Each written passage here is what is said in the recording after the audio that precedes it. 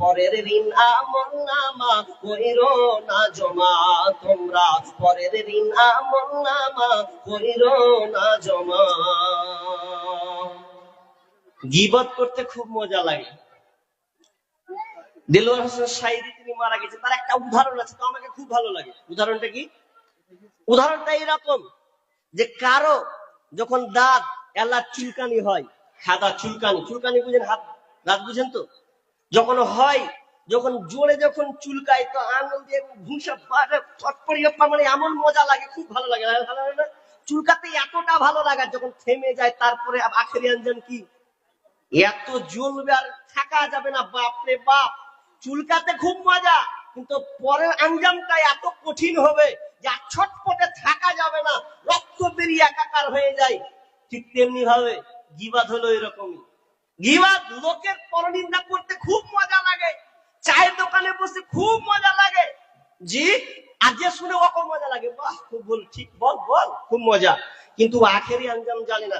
গুরুত্বপূর্ণ কয়েকটা হাদিস আমি আপনাদের সামনে বলবো ইনশাআল্লাহ, তবে ধৈর্য সহকারে শুনতে হবে। তাহলে আমি আয়াতটা আগে শেষ করি, তারপরে হাদিস একটার পর একটা আমি চলে যাই। আল্লাহ তাআলা বলছেন, ওয়ালা ইয়াগতাব বা'যুকুম বা'যা আইয়ুহিব্বু আহাদুকুম আইয়াকুলা লাহমা আখিহি মাইতা। আল্লাহ বলছেন এক অপরের গীবাত করো না। জি, গীবাত করো না। এই গীবাতটা কেমন? আল্লাহ তখন বলছেন, তোমরা কি কেউ চাইবে, তোমরা কি কেউ পছন্দ করবে যে তোমার মৃত ভাইয়ের মাংস খেতে? আল্লাহ বলছেন, তোমরা কি চাও যে তোমার মৃত ভাইয়ের মাংস খেতে তোমরা পছন্দ করবে? আল্লাহ বলছেন, ফাকারিহতুমুহু, না, তোমরা এটা পছন্দ করবে না, এটা তোমরা অপছন্দ করবে। অতএব আল্লাহ বলছেন, ওয়াত্তাকুল্লাহ, অতএব তোমরা আল্লাহকে ভয় করো।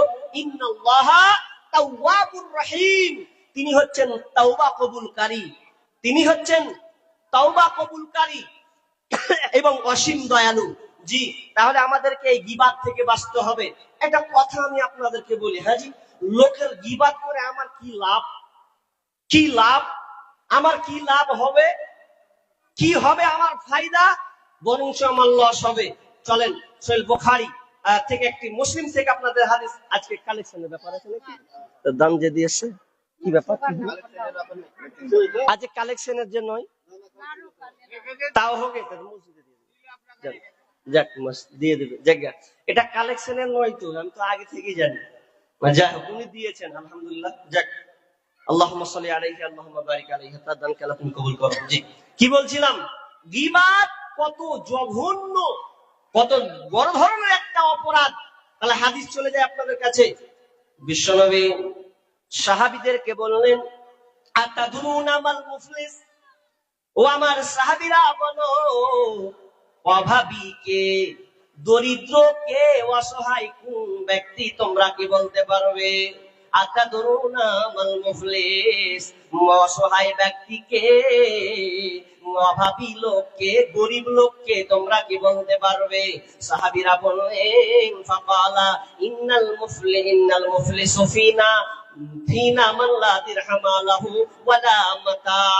বিশ্ব নবীকে সাহাবীরা বললেন, ইয়া রাসূলুল্লাহ, অভাবী হলো ওই লোকটা, গরিব হলো ওই লোকটি, যেই লোকটার টাকা পয়সা নাই, যার ধন সম্পদ নাই, ওই লোকটা হলো অভাবী।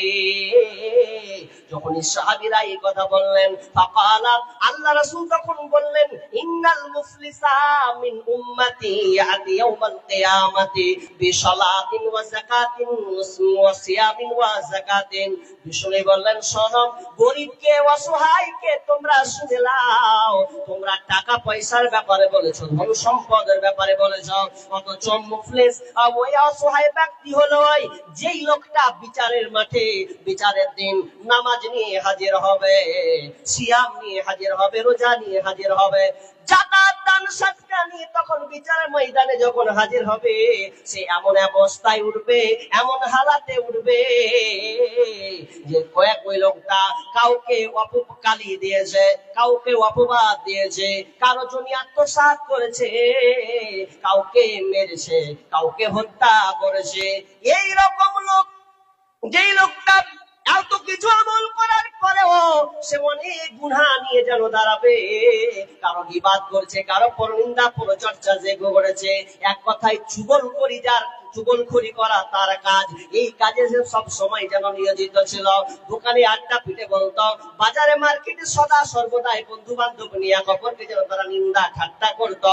এইরকম লোক, যেই লোকটা আত্মসাৎ করেছে, কাউকে হত্যা করেছে, কাউকে মেরেছে, কারণ জমি আত্মসাৎ করেছে, কিয়ামতের ময়দানে যখন ওই বিচার ফাইসালার সময় এত আমল হাজির করার পরেও ওই আমলটা যেই লোকটার গীবাত করেছে, যেই লোকটাকে হত্যা করেছে, যেই লোকটাকে মেরেছে, অপবাদ দিয়েছে, ওই লোকটাকে সেদিন তার নেকিগুলোকে ট্রান্সফার করা হবে। নেকি তখন তার উপরে চাপিয়ে দেওয়া হবে। যখন নেকিগুলোকে যখন চাপিয়ে দেওয়া হবে, তখন আর একটাও তার নেকি থাকবে না। যেই লোকটা এত মেহনত করে কনকনে ঠান্ডার দিনে ফজরের সময় সুন্দর করে উজু করে নামাজে দাঁড়িয়েছে, কিন্তু লোকটার চরিত্র ভালো নয়, গীবাত পরনিন্দা পরচর্চা করেছে, মাস্তানগিরি করেছে, নামাজও পড়েছে, রোজাও রেখেছে, বিচারের ময়দানে সেই তার নামাজগুলো, তার রোজাগুলো, তার সাদকাগুলো, যাকাতগুলোকে সেদিনকে ট্রান্সফার করা হবে কার উপরে? যারা আপনি গীবত করেছেন, পরচর্চা করেছেন, তার উপরে তাকে দিয়ে দেওয়া হবে। দিতে দিতে দিতে দিতে এক পর্যায়ে তার কোনো আর আমল থাকবে না, আর কোনো নেকি থাকবে না। যখন আর নেকি নাই, তখন দেখবে আর কোনো নেকি নাই, নেকি নাই, নেকি নাই, শুধু পাপ আর পাপ আর পাপ। তখন আল্লাহ সুবহানাহু ওয়া তাআলা ফেরেশতাদেরকে বলবেন, তোমরা এক কাজ করো, যেই লোকটার আর নেকি নাই, শুধু গুনাহ আর গুনাহ, পাপ আর পাপ হয়ে আছে, তোমরা এক কাজ করো, এখনো ঋণদাতা বাকি হয়ে আছে, এখনো দাঁড়িয়ে আছে, তোমরা এক কাজ করো, যেই লোকটার গীবাত করেছে, পরচর্চা করেছে, আত্মসাৎ করেছে, ওই লোকটার ভালো, ওই লোকটার নেকি গুনাহগুলোকে তার উপরে চাপিয়ে দাও। যে গুনাহগুলো করেছে, ওই গুনাহগুলো তার উপরে চাপিয়ে দাও। যখন ওই গুনাহগুলো তার উপরে চাপিয়ে দেওয়া হবে, আর তো কোনো আমল নাই, আর কোনো একটাও যেন নেকি নাই, সব নেকি বরবাদ হয়ে গেছে, ট্রান্সফার হয়ে গেছে। তখন সে অসহায়, তখন আল্লাহ সুবহানাহু ওয়া তাআলা ফেরেশতাদেরকে বলবেন, তাকে সরাসরি জাহান্নামে দিয়ে দাও। তাকে তখন জাহান্নামে নিক্ষেপ করা হবে, সরাসরি তাকে জাহান্নাম দিয়ে দেওয়া হবে। বন্ধুরা আমার ভাইয়েরা, আমার বোনেরা, ভালো করে একটু অনুধাবন চেষ্টা করুন। দুনিয়াতে আপনি কষ্ট করে নামাজ পড়লেন, রোজা রাখলেন, তাহলে কষ্ট করে নামাজ পড়া, রোজা রেখেও যদি আপনাকে জাহান্নাম যেতে হয়, তার মধ্যে তার মতন আর অসহায় ব্যক্তি কে আছে? কেন আপনি লোকের নিন্দা করতে গেলেন? অপবাদ কেন আপনি লাগাতে গেলেন? পরচর্চায় কেন আপনি নিয়োজিত থাকলেন? বিশ্বনবী বলছেন কিয়ামতের ময়দানে, ইন্নার রাজুলা লা ইউতা কিতাবাহু মানসুরা, বিচারের ময়দানে যখন আমলগুলোকে পেশ করা হবে, ফায়াকুলু ইয়া রাব্বি ফাইন্না হাসানাতু কাদা ওয়া কাদা, আল্লাহ তাআলাকে বলবেন, আল্লাহ আমার ভালো ভালো নেকিগুলো কোথায়? ভালো ভালো আমলগুলো কোথায়? আল্লাহ আমি কষ্ট করে নামাজ পড়েছিলাম, নামাজের নেকিগুলো কোথায়? রোজা রেখেছিলাম, রোজার নেকিগুলো কোথায়? দান সাদকা করেছিলাম, দান সাদকার নেকিগুলো কোথায়?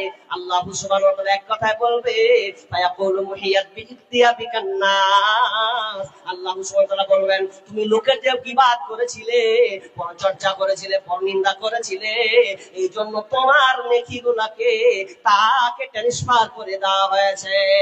বন্ধুরা আমার, হাদিসগুলোকে একটু অনুধাবন করুন, মনের গভীরে একটু চিন্তা মাথায় নিয়ে পেরেন, একটু কাজ করেন, তাহলে আপনি জীবনে কষ্ট করে নামাজ পড়বেন, দান করবেন, সাদকা করবেন, এরপরে যদি আপনাকে জাহান্নাম যেতে হয়, নেকিগুলো কিন্তু মুছিয়ে দেওয়া হয়, তাহলে আপনার মতন ব্যর্থ মানুষ পৃথিবীতে আর নাই। তাহলে আমি কেন লোকের নিন্দা পরচর্চা, কেন আমি লোকের চুগলখড়ি করে বেড়াবো? আজ থেকে প্রতিজ্ঞাবদ্ধ হতে হবে, কারণ গীবাত এমন একটি ভয়াবহ পাপ, পরনিন্দা এমন একটা পাপ যে আপনার নেকিগুলোকে মাইনাস করে দেবে। নেকিগুলো আপনার মাইনাস হবে, থাকবে না। তাহলে আপনি কেন একটা চায়ের দোকানে বসে আপনি লোকের পরনিন্দা কেন করতে যাবেন? কি এমন পড়েছে আপনার? কয় টাকা উপকার হবে? কি হবে আপনার? জি, তাহলে আমরা একটা রোগে আক্রান্ত হয়ে গেছি। লোক খালি খুব ভাবছে যে চালিয়ে দেয়, শোনার লেগে রেডি আছে। জি, তাহলে আমি এখন গীবাত করে চলে যাচ্ছি, তো গীবাত কাকে বলা হয় এটা তো জানতে হবে। আমি এতক্ষণ ধরে গীবাতের আলোচনা করছি, তাহলে গীবাতের সঙ্গে আপনাকে বুঝাতে হবে। তাহলে আপনাকে আমি হাদিস থেকে এই গীবাদের সঙ্গে আপনাকে বুঝাচ্ছি। রাবি আবু হুরায়রা রাদিয়াল্লাহু তাআলা তিনি বর্ণনা করছেন, তিনি বলছেন, আতাদুরুনা মাল গীবা। আল্লাহ সাহাবীদেরকে বলছেন, ও সাহাবীরা, তোমরা গীবত কাকে বলে তোমরা জানো? তো সাহাবীরা বলেন, ক্বালুল্লাহু ওয়া রাসূলুহু আলাম, আল্লাহ এবং তার রাসূলই ভালো জানে, আমরা বলতে পারবো না গীবত কাকে বলা হয়। বিষ্ণু বলেন, ক্বালা যিকরুকা আখাকা বিমা ইয়াকরাহু, তুমি তোমার ভাইয়ের তার অনুপস্থিতিতে তুমি তোমার ভাইয়ের এমন কিছু কথা বললে যে কথাটা যদি ও শুনতে পায়, জানতে পারে আর কষ্ট পায়, সেটাই হলো গীবত করা, সেটাকে গীবত করা বলা হবে। সাহাবীরা এখনো ক্লিয়ার হননি। আমি একটা লোকের স্বভাব খারাপ গুণ জানি, এবার আমি যে বলবো এটাও গীবত হবে, এটা যদি বলি তাহলে এটা গীবত হবে। কেমন গীবত? আপনাকে উদাহরণ দিই। মনে করুন আপনাদের এই শামসেরগঞ্জ এলাকায় একটা 4টা ছেলে একসাথে বিদেশ গেছে। ভালো করে বুঝবে, 4টা ছেলে একসাথে বিদেশ গেছে। এখন বিদেশ যখন গেছে, তো বিদেশ যাওয়ার পর ধরেন কলকাতা কিংবা দিল্লি আর কোথাও শিলিগুড়ি, যেখানে একটা কাজে গেছে। কাজে গিয়ে একটা বাড়িতে কাজ করতে করতে করতে 4টা এলাকার 4টে যুবক একই এলাকা। তখন ওই বাড়িতে একটা মেয়ে আছে। ভালো করে বুঝবেন উদাহরণটা। একজন মেয়ে আছে, এখন কাজ করে করে করে 10 দিন, 2 দিন, 10 দিন, 20 দিন, 15 দিন চলে এবার 25 দিন, ধরেন 1 মাস হতে এলো, বা 1 মাস জুটেনি। 15 দিনের মাথায় ওই মেয়েটার সঙ্গে তার একটা সম্পর্ক হয়ে গেছে। এখন ইটিস পিটিস করতে করতে করতে যখন সম্পর্ক হয়েই গেছে, তখন তো বাড়ির যে মালিক দেখে নিয়েছে, আর যেমনি দেখা লেগে, হ্যাঁ তুই আমার কাজ করবি আর আমার বেটির সাথে লাটাপুড়ি রে, এ এমন ধুসিয়ে এমন মেয়ের মারলো, আর এদিক দিয়ে আর এদিক দিয়ে ওর নাক ফাটিয়ে রক্তবাহী করে দিল। তখন এই জানের ভয় বলছে পালাতে হবে, কোন রকম করে ওকে ছাড় দিলে তখন এই বলছে আর থাকা যাবে না, মান সম্মানের ব্যাপার, খুব খারাপ কাজ করে দিয়েছি। তো তখন এই কি করলো, মারলো, ব্যাগ ট্যাগ নিয়ে মারলো, দৌড় বাড়ি চলে এসছে। কদিনের মাথা? 15 দিন পর বাড়ি এসছে। আর বাকি 3 দিন কিন্তু আসেনি, ওরা কাজ করতেই আছে, ও 2 মাস করবে তারপর আসবে। তখন বাড়ি চলে এসছে। তো বাড়ির লোক বলছে, হ্যাঁ রে কি হয়েছে রে? বাড়ি চলে এলে দেখতে পাচ্ছ না এখন তখন হয়ে আছে, পড়ে গেছে আকাম হয়ে গেছে। দেখ এখনো ওর মান সম্মান তো, এখনো কাজ করে দিয়েছে, মেয়ের পাল্লাই পড়ে অঘটন ঘটিয়ে দিয়েছে। এখন বাড়তে বলছে পড়ে গেছে, কে হালাত খারাপ দেখিস না, ওরে বেটা আমার ধন রে, পড়ে গেছিস যা, ইত্যাদি হলো ভালো কথা। এবার হতে হতে হতে হতে 1 মাস যায়, 2 মাস যায়। 2 মাস পর যখন ওই 3টা মাল বাড়ি চলে এসছে, আর কে রাখবে গোপন খবর?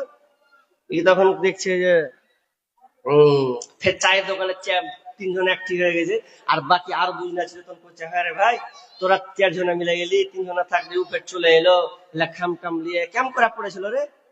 কি করে পড়লো? চা খেয়ে আর 3 জন আসছে, খালি শুরু করে পড়ার কথা কয়েছে। তোরা কি খাতা পেয়েছিস নাকি? ও কি করে পড়েছে জানিস? পড়ালয়, ও লোকের বেটিকে ধরতে গেছিল, খানিকটা ঘুমো করে দিয়েছে, আগে খুব পিটেছে, নাকে পিঠে পড়েছে। এরকম ব্যাপার, এরকম কাজ করে দিয়েছে ও। এটা গোপন বিষয় কি গোপন বিষয় নয়? এটা গোপন বিষয়। এখন আচ্ছা বলুন, যে ছেলেটা আকামটা করেছে, ও তো চাহুক যে না বলুক, অত মন চাইছে আমি এটা ভুল করে দিয়েছি, না বলিক, না বললি ভালো, চলে গেলি ভালো। ওই 3 জন যদি না বলতো, তাহলে গোপন থাকতো কি থাকতো না? থেকে যেত।